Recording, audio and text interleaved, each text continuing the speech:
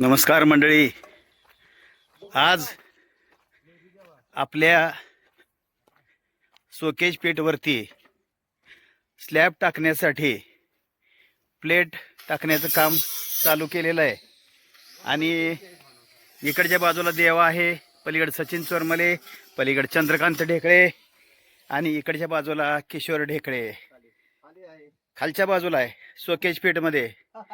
तर हे काम आज चालू केलेलं आहे. मी आज सकाळच्याच व्हिडिओमध्ये बोललो होतो की या ठिकाणी प्लेट बसवायचं काम चालू आहे आणि प्लेट बसवल्यानंतर उद्या यावरती स्लॅब टाकलं जाईल, म्हणजेच कॉन्क्रीट पडणार आहे. देवा म्हणतोय तसंच आहे. तर कॉन्क्रीट टाकायचं काम उद्या केलं जाईल आणि त्यापूर्वी हे सगळं फिटिंगचं काम चालू. किशोर ढेकळे आहेत ते वर येत आहेत, हळूहळू वर आलेले आहेत. आणि वासा दिलेला आहे किशोरकडे, वासा मापानं कट करून आणलेले आहेत आणि हे फिटिंगचं काम चालू आहे. तर हे आता तात्पुरतं काम दाखवतोय आणि हे पूर्ण झाल्यावर पण मी दाखवणार आहे. आणि मी आता दुसऱ्या कामासाठी जरा बाहेर चाललोय. तर दुसऱ्या शेतातली एक मोटर बंद करून यायचं आहे, तिकडे जाणार आहे. मंडळी, शोकेज पेठवरचा जो प्लॅटफॉर्म आहे तर प्लेट टाकून तयार झालेलं आहे आणि साईडनं ज्या फळ्या मारायचं काम चालू आहे किंवा प्लायवूड मारायचं काम चालू आहे, खेडे मारून. आणि उद्या यावरती स्लॅब टाकला जाईल आणि 6 इंच जाडीचा स्लॅब टाकायचं नियोजित आहे किंवा ठरलेलं आहे. आणि या ठिकाणी मॅनहोल ओपनिंग जे आहे तर 2 गाड्यासाठी अशी 2x4ची ठेवलेली आहे.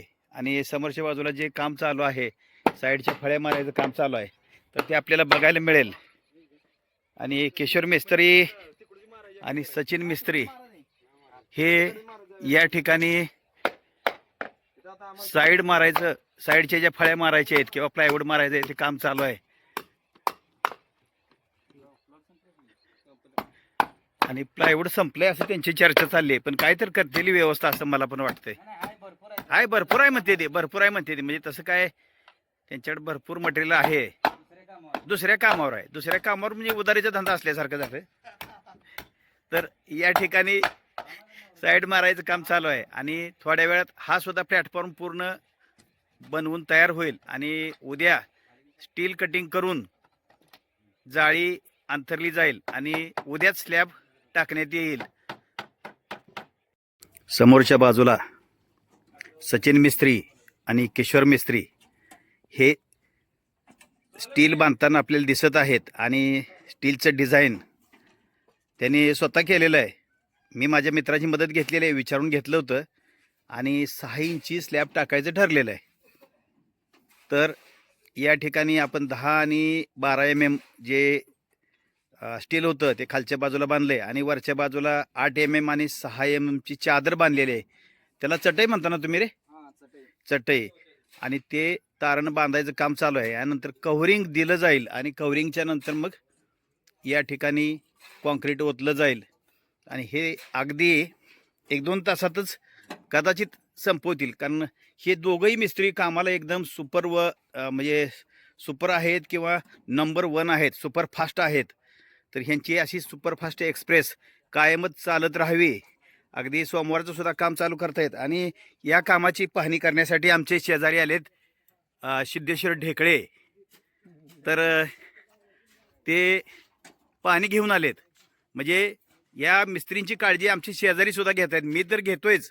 यांना सकाळी आणून चहा पाजायचा, पाणी पाजायचं, नंतर कधी कधी गरज पडल्यावर चिकन द्यायचं. एक वेळ चिकन झालेलं आहे आणि काम एकदा संपल्यानंतर परत एकदा चिकनची पार्टी ह्यांच्यासाठी निश्चितच करावी लागेल असं मला वाटतंय. तर काम सगळं झालं, रिंगचं काम झालं का मग सगळे मिस्त्री, बांधकामाचे मिस्त्री आणि त्याचबरोबर हे शटरिंगचे मिस्त्री, तर यांच्यासाठी आपण एक जंगी बेत आखणार आहोत.